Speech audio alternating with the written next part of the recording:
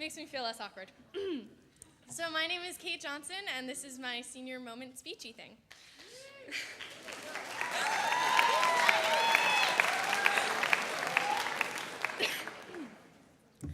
Whew, okay. I've been thinking about my senior speech since 6th grade. I imagined this perfectly worded, rebellious piece that would show my independence and wisdom to the school and those who did not know me. I also thought there would be a possibility the world was going to end last December. That didn't happen either. So, here we go. Before Derryfield, I changed schools every other year, and for the most part, I thought it was a good thing. Fresh start, new adventures, new chance to meet new friends, and another chance for me to create myself and my style. And then I arrived here, and that idea vanished. I was stuck here for 7 years. Daunting. After 6th grade, 7th, 8th, I hated it here. Now, I promise you this is not a rant about how much I hate Derryfield. But I didn't like the homework. I struggled in class. I didn't understand things as easily as others, and I was different. Also, the fact that my mother picked out my clothes until freshman year really didn't help. We had conflicting tastes. I was also a rambunctious kid. Aggressive, argumentative, stupid little kid.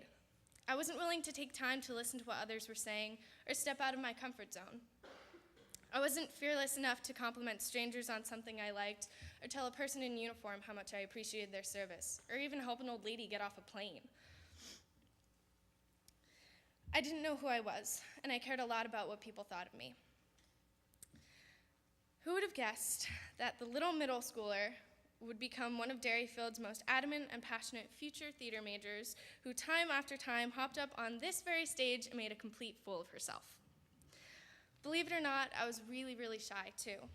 That girl who loves the stage and the thrill of opening night, the hair-ripping, tear-jerking, anger-inducing task of programming the sound and light boards, was horrified to get up here, and I still am. And talking to you was also really quite scary. At that point, my socially awkward stage was in its prime. Great. I also gave up many opportunities to make new friends because of grudges. Moral of the story, don't hold grudges. After all this time, though, these 6 long years, I think I've had my, Mr. Anthony, Garden of Eden moment. A quote by Harvey Fierstein says, "Accept no one's definition of your life. Define yourself." I am Lillian Kate Johnson. I'm 5'9½". I always have a pair of sunglasses on me no matter the season or the weather. My idol is Audrey Hepburn. I have a deadly addiction to theater thanks to Mr. Spiegel, Mr. Fogg, and Laurel Davino, and to the TV show Doctor Who. I want to pursue a career in film. I love to jam to music and sing loudly but terribly in my car on the way home. I have a bumper sticker-clad blue Subaru that I love to drive. Dos Amigos, in my opinion, has the best burritos. I can balance nearly anything on my head, and I hate to admit it, but I'm kind of a hipster.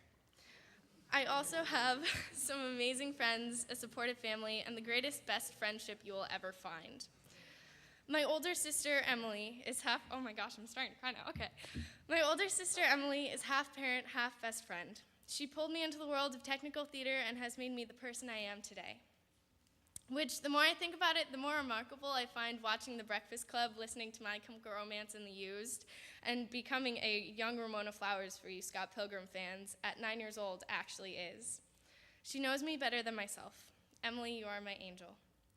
My dad, Michael, has turned my whole world upside down, and though he's made some mistakes, he's taught me so much about my life.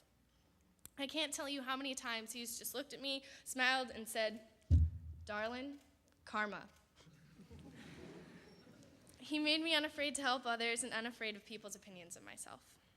My mother, Susan, has pulled through and raised 2 teenagers on her own for the past 22 years nonstop and is only a little bit jittery when she misses her morning coffee. She has that wind-blown hair like Miss Rumphius the Lupin Lady, and who I can always guarantee will be there cheering me on at my games and performances. It's also quite hard to miss her in her signature Lennon glasses and bright neon yellow windbreaker. Mom, I love you, especially because I can put my chin on your head when I hug you. But she, my sister, and my dad have taught me the most important things I will ever learn and the keys to my soul.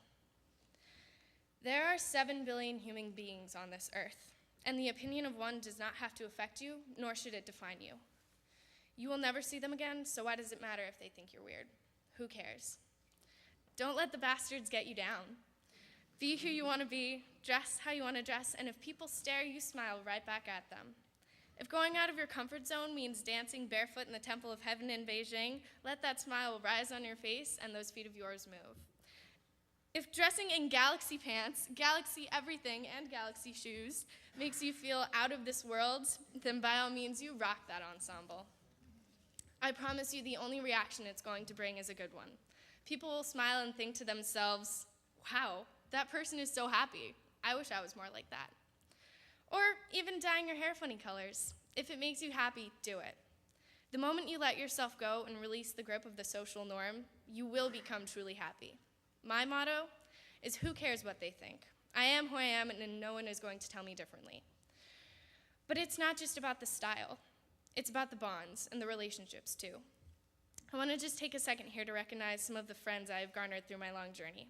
If it weren't for these people, it would have been much harder to get through high school and maybe even life itself. These people are a part of who I am, Kate Johnson. And for everyone in this room, I urge you to hold on to friends like these, because they are the ones who don't care how silly you are. They're here to support you for who you are. Lucy and Lindsay, my lovely pair of music and theater-savvy ladies who will always have new stories and reminiscent videos of our old middle school days. These two are my bohemian influences. Lainey, Emma, Steph T, and Dustin. These are the kinds of people I can always make laugh.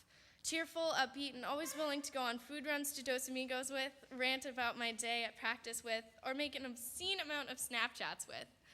You guys are the sun on a rainy day. Sam, Lynn, Caroline, Liv, DJ, Regina, and Jenny.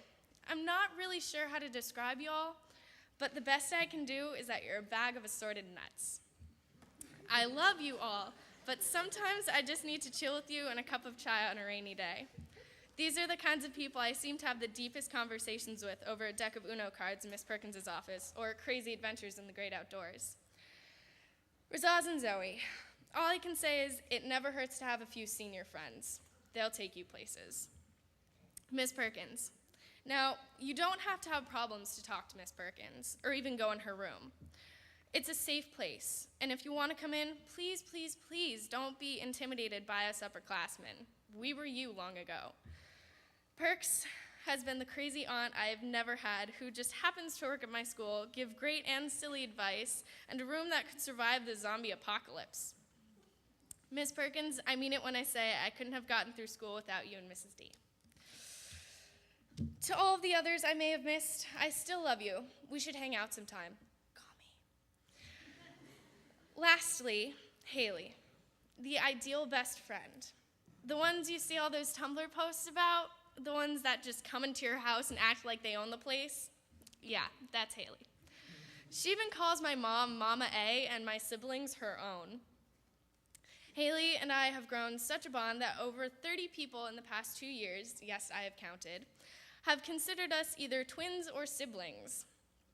When you meet a friend like this, you never let them go, ever. Even if you fight, even if boys or girls mess with your head, even if it just seems like you won't be friends forever, you will. The friend like this will never let go. I can never ask for a better family of people. So that, my peers, is my philosophy. I could go on about many things, but this is what I want to leave you with. You are who you are and who you surround yourself with. The most important thing is to enjoy your life, to be happy. It's all that matters. Audrey Hepburn. Thank you.